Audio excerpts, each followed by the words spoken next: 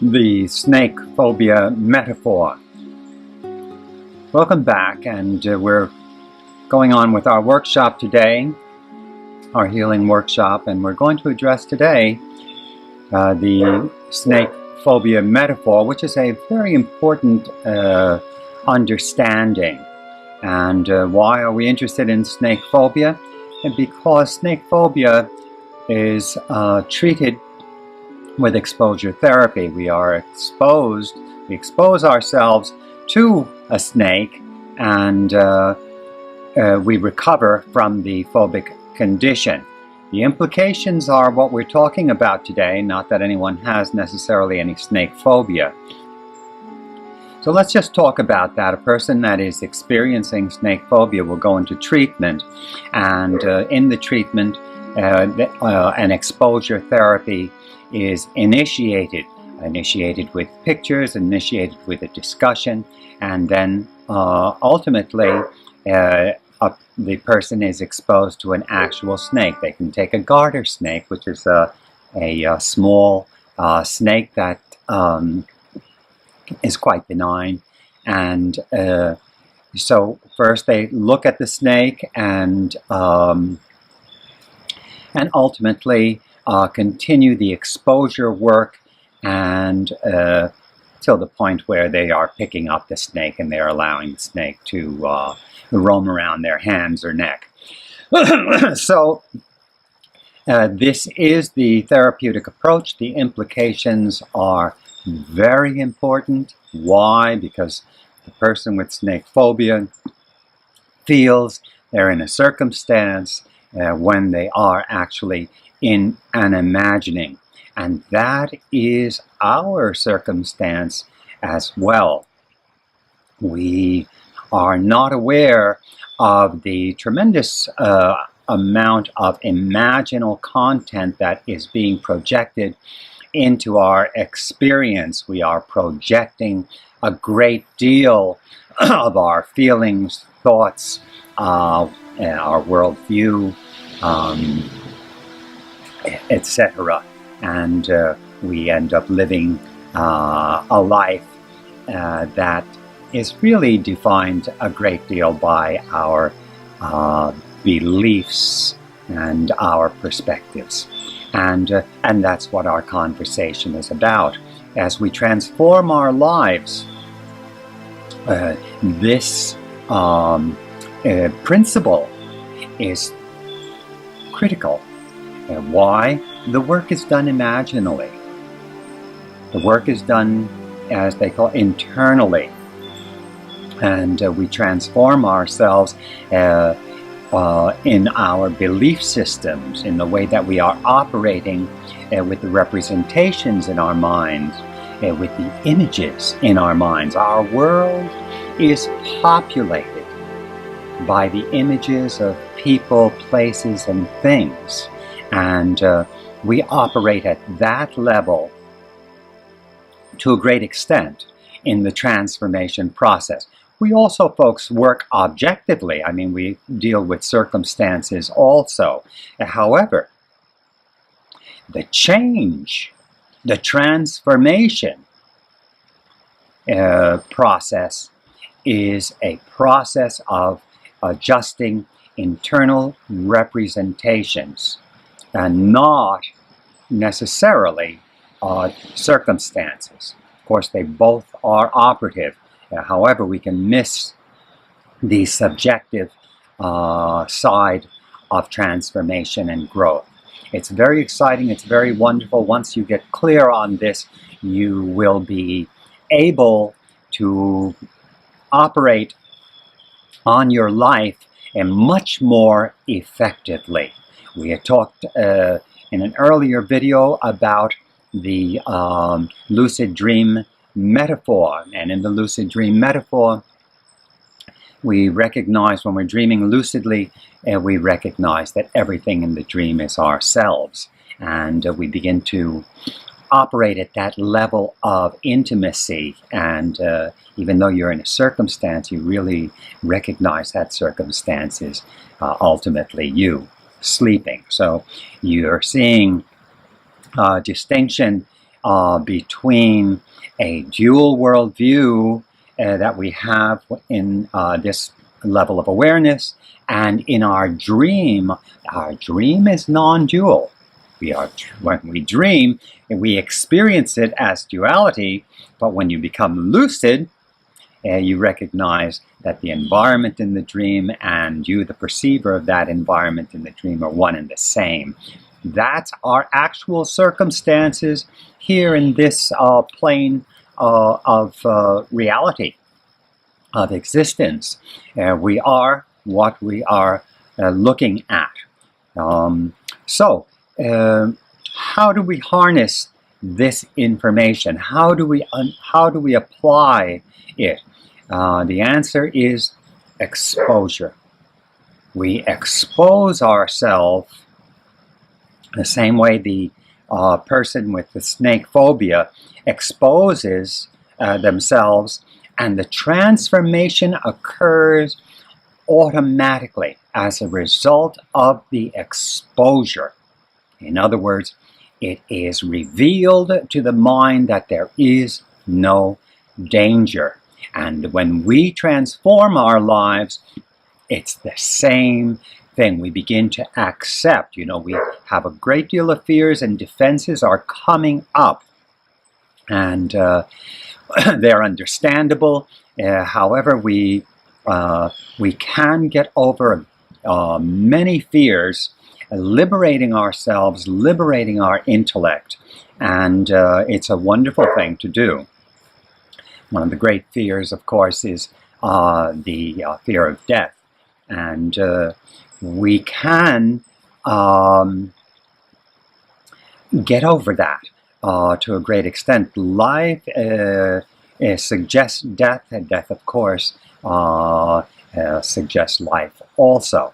And it's one thing. And of course, this is a pill to be swallowed, so to speak. We can, if we were interested in working at that existential level, we would, in fact, contemplate death in a deliberate and relaxed fashion.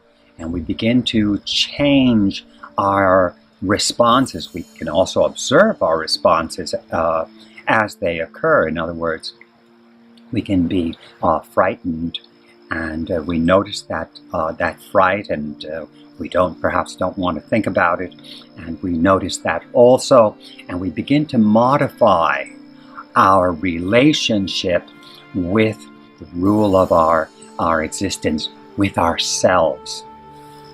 So let's see how we're going to harness that today. Let's do a meditation together. And I'm going to suggest an imaginal exposure practice. And what I'd like you to do is to think about a relationship with a person that has some strains in it. You can, if you have, for example, a social phobia, you might have strains with somebody you admire. That's what happens to us. We become uncomfortable in social phobia with ourselves, thinking perhaps that we're less than adequate, and that's one possibility for us. I'm going to let you guys decide what image you want to generate. Some of us can also generate images of very hostile types of relationships. Well, we work on those also. We are interested in reconciling our relationship to all the images in our mind. We're interested in the reconciliation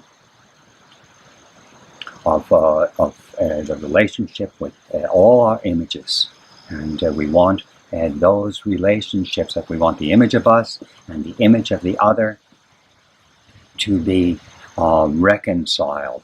dealt with. And we do this work internally, and of course that externalizes, influencing personal reality.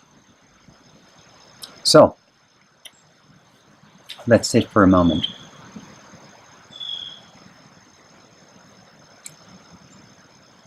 And in this exercise, we're going to close our eyes. And I'll be doing it with you.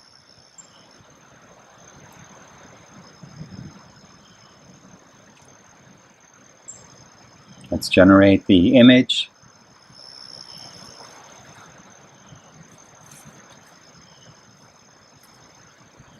of a person with the circumstance. Of course, every person is in a context.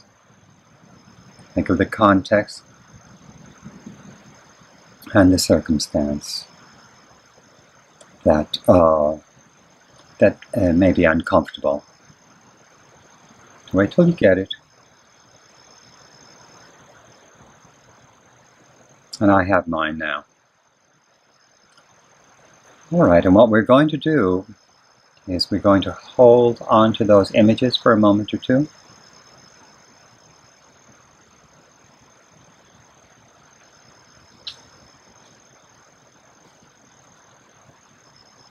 And right here we are exposing ourselves to the image, to the circumstance, to the context, to the relationship, to the reality.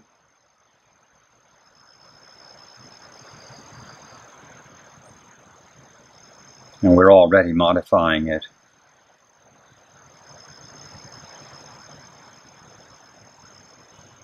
As we've decided to approach it rather than tiptoe around it.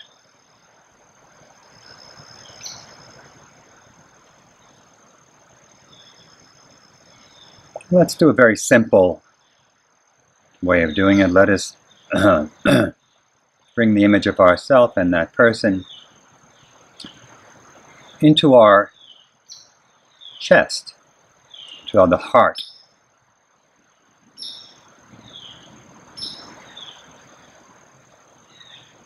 And I'm breathing in.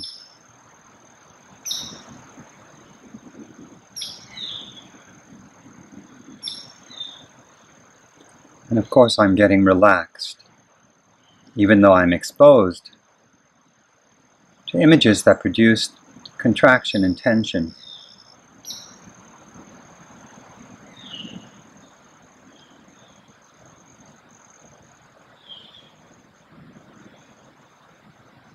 Now I'm going to generate the image of myself more strongly with the image of the person.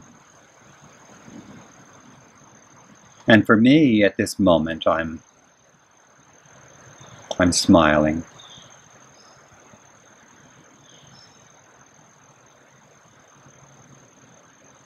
I'm understanding. I'm minding my own business. I'm not codependent. I have my own world.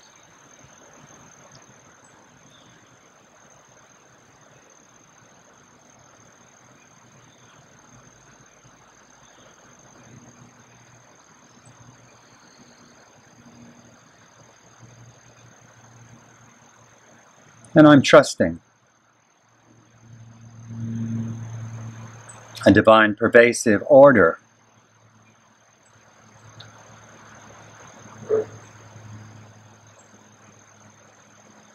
allowing it to influence my relationship, bringing me into a divine indifference.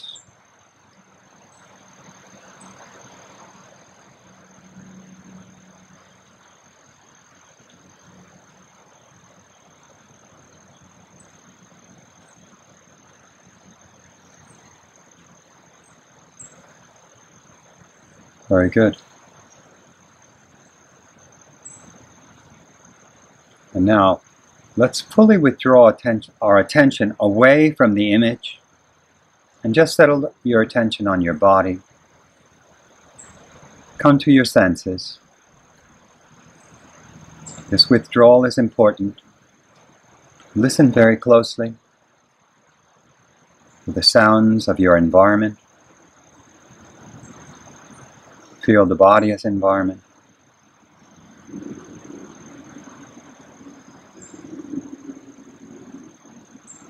Allow yourself to understand it's not happening to you, it's just happening. We go into non-duality.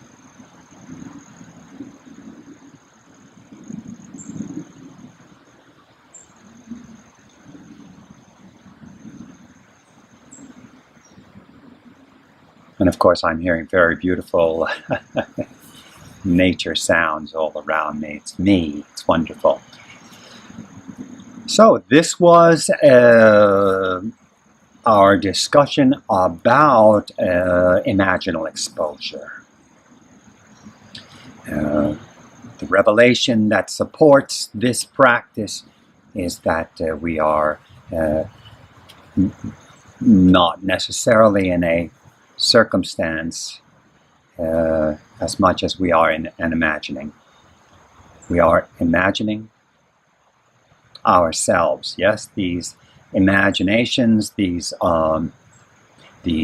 conceptions are deep-seated. Deep-seated. However, we learn to sink into it. And yes, we change established values through this type of practice. The liberation from a great deal of psychological suffering occurs with this type of revelation, this type of practice, with the inclusion of a dispassioned wisdom. It is indeed trusting. It's trusting. We are what we're looking at. We begin to trust that. And you can see right there in that remark alone how different it is. We are what we're looking at. That's a very different imagining. Comparing it with we are looking at something other than what we are. Look at that large difference there, huh? That's a tremendous difference. Now the rule of we are, the perspective of seeing ourselves in the context of our experience changes our relationship with our environment, and we can ultimately allow that to help us trust the environment more. We stand upon our own hearts, we're immersed in our own nature, sort of slogan that many years ago I came upon, and it's so very, very true. All right, so this was the healing workshop. We're continuing our program, and tune into the coming videos, and we're going to be moving further into imaginal work. Yes, we have to continue this work with the images of our mind, and getting very clear that so much of our life is determined by how we construct the imagining. And of course, some of these imaginings are automatic. However, we can still